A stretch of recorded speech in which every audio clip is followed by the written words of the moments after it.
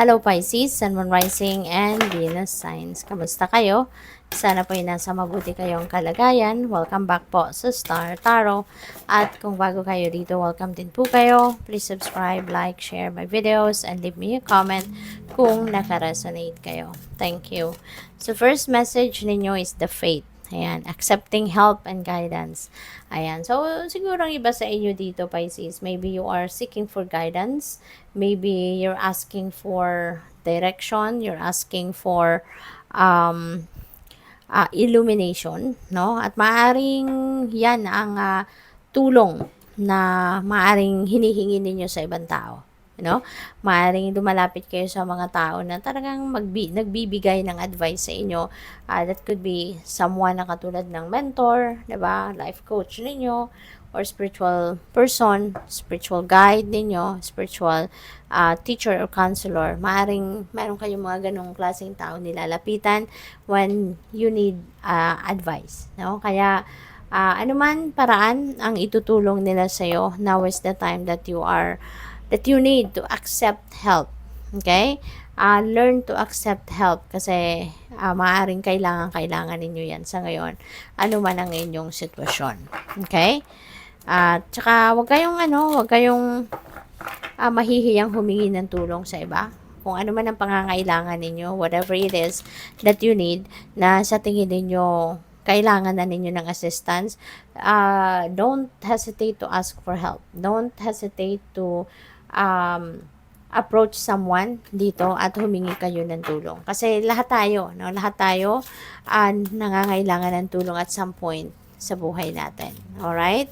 Kaya we are all entitled for help. Kaya huwag kayong mahihiya humingi ng tulong. Water fairy, feelings and emotions. Ayan. So, ang iba sa inyo sa ngayon, there will be,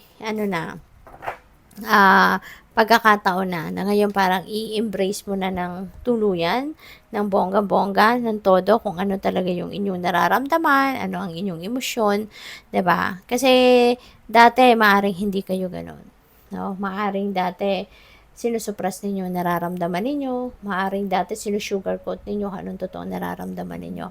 But now, things are going to change. Siguro nagkaroon na din kayo ng realization na you are matured enough na para i-honor kung ano ang inyong nararamdaman. At hindi mo na kailangan magpanggap, hindi mo na kailangan mag-pretend, no, in front of other people. So ngayon, mas priority mo ngayon ang pagiging honest sa inyong totoong nararamdaman. Okay? So, what else?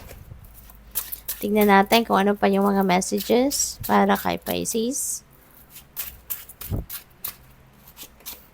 We have 3 of Pentacles. Ayan. So, this is really beautiful. No? Talagang meron tulong. Meron talagang help dito na paparating. No? Pisces. So, meron ditong helpful people. No? There will be helpful people around you talaga na ito parang nag-o-offer sila ng something dito sa'yo. Maaaring pinapakita sa'yo, no? That could be suggestion, diba? Or that could be help, diba? Na pinapakita na sa'yo kung paano mas mapapabilis or mapapadala yung trabaho mo, diba? So, this could be in work situation, no? Or pwedeng personal na affair ninyo na pwedeng kailangan ninyo ng tulong, maaaring ganun.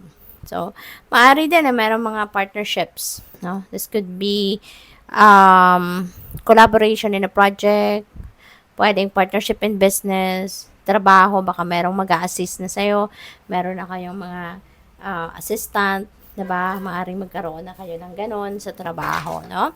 So, what else? We have the Empress. Napakaganda, Pisces. This is financial abundance, prosperity coming your way. You know? Si Empress, ano ito creation energy. This is new beginning. So, maaring magsisimula kayong magkaroon ng bagong trabaho, bagong source of income, bagong career path, 'di ba? Maaring may mga ganon. Or maybe you're starting a family, no? Si Empress kasi ano din ito fertility energy, ano din siya, mother archetype din siya. Kaya po pwede kang iba sa inyo baka magiging nanay na, 'di ba? or magiging tatay na, pwede rin na kayo magsisimula ng maging parent, familyhood, maaaring ganon, no? So, aside from being prosperous and abundant pagdating sa pera, then maaaring you will be abundant and prosperous din pagdating sa pag-ibig, pagmamahal, 'di ba, ng mga kapamilya. So, we have five of swords. Ayan. So, five of swords, this could be argument. No, maaaring nagkaroon kayo dito ng hindi pagkakaintindihan with someone. Pwedeng nagkaroon ng argumento, nagkaroon ng pag-aaway, you're not on the same page, or po pwedeng internal conflict.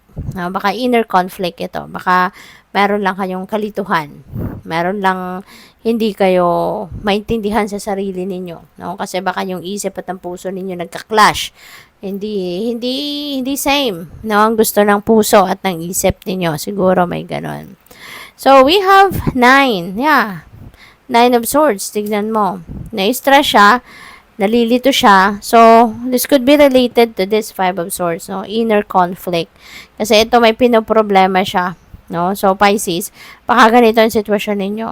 No? Namumroblema kayo about something, nagkaka-anxiety na kayo kakaisip, kulang na sa tulog, di na makakonsentrate, di na makakain ng maayos, no? Kasi nag-worry kayo.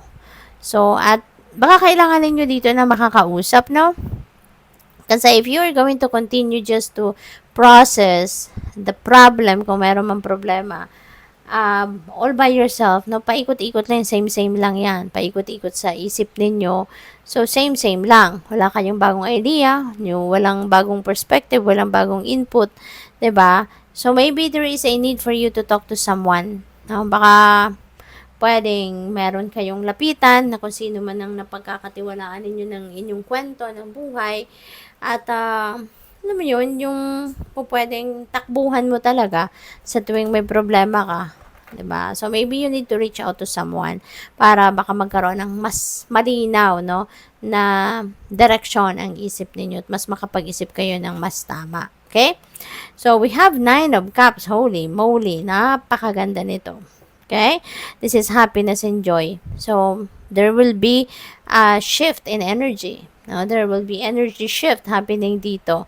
From being conflicted, from being anxious, from being stressed out, magiging masayang-masaya na kayo. 'Di ba? With the 9 of Cups. Kasi this is about happiness and joy. This is wishes that are fulfilling.